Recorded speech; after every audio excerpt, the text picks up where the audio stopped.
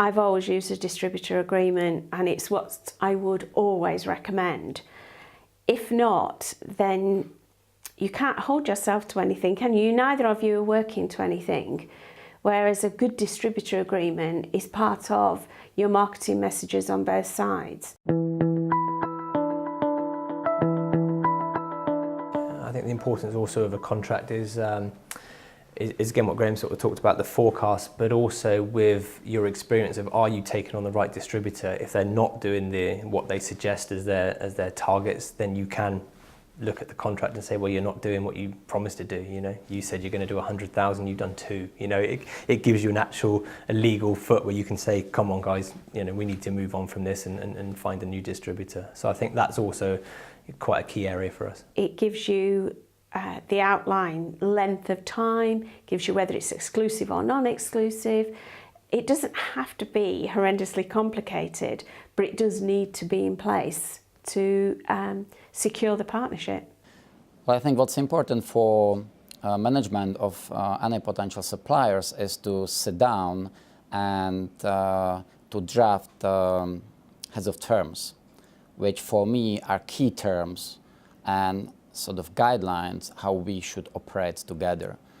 No matter how many terms you have got, but it's a brief document, couple of pages, outlining how we should operate together. Also, we find that contracts give us a structure, so it enables us to have a solid platform in order to develop forecasts and also projections for our customers, which in turn help us develop our own forecasts and projections. Well, we do have written contracts with all our partners. The contracts were drafted by them. We just commented on some of those clauses, and then we signed those contracts as we believed they include whatever needs to be included. However, again, trust, mutual trust is much, much more important than a written contract. Perhaps what I can advise is to do what I do, which is, or what we do with the business, is to have different type of contracts.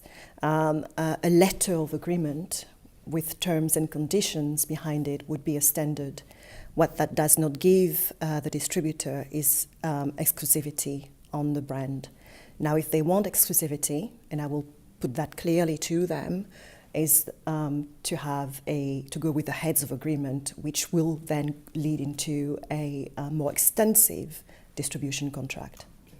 So there will be, if they want to go that way, they will then have to understand that there will be exchange between us and themselves, and perhaps our respective solicitors or lawyers. The message to the lawyer should be, please stick to those points and don't make 120, 150 page contract, just make it 15 to make sure that these key points are reflected, but nothing more.